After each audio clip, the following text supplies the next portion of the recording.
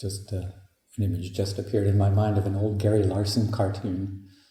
He was, the frame denotes a picture of, there's a sign above an entrance to sort of like a ranch, and it says the Boneless Chicken Ranch. And at the entrance and along the way and along the rails around it, there's all these boneless chickens kind of draped over and slumped and with total lack of, any kind of structure, but just these boneless bodies, full chicken bodies, but draped over the railings and strewed all over the place. And I was just thinking about the effect of this heat. And yesterday, when we were going up after puja, there was what looked like a number of boneless chickens sitting around on benches, waiting for the ride to go up. And it's just the effect of this weather, it definitely has its effects on the body and the mind.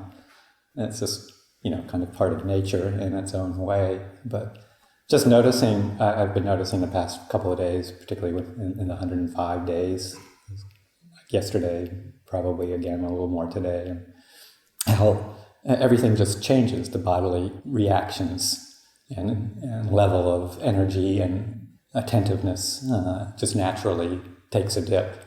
And the mind does too, noticing harder to process some complex details, getting a little more irritable with idiosyncrasies and difficulties and, disagreements and stuff like that. So the irritability level is just a bit higher and the cognitive processing is a bit lower. And, or questioning myself, maybe this is the sign of being almost 69 too, the different changes in mental abilities that come just with age. But the heat certainly has its effects, and not to feel like it shouldn't be that way. We only have a modicum of control over our bodies, and just as importantly, our minds, our intellect. Some abilities to influence that, but really most of the body and the mind comes under the natural law of of the way that bodies and minds work according to natural laws. And we can wish it be otherwise. We could wish our body to be more energetic. We could wish our intellect never to deteriorate, not to start having problems with memory or cognition. We could wish to have complete control over our moods so that we never got angry or irritable. And to some extent, with appropriate attention and restraint, we can influence these. But ultimately, they follow a course of nature. The body will deteriorate, the mind will deteriorate. We don't have complete control over these khandhas. They live according to biology, genetics, and the influence of environmental factors.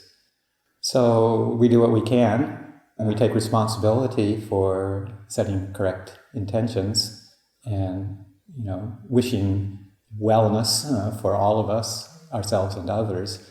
And we do that with a sense of wisdom, realizing that there is just so much that we can do. And then the rest follows the course of nature and cause and effect. So just keeping that in mind and being at ease with, a grumpy mood, as long as you try very hard not to express it, involve others with it. It's the way it is, as Ajahn would say. It's like this. The heat affects us, our bodies and our minds, and it's just like this. And we relax around that, and we don't make a problem out of it. We can experience these difficulties or these unpleasant experiences, but we don't need to make an issue. We don't need to make a problem of it. We look at all of our experience and the experience of others with a sense of spaciousness and kindness and acceptance, and do what we can and let go of what we can't. So let's keep that for this morning's reflection.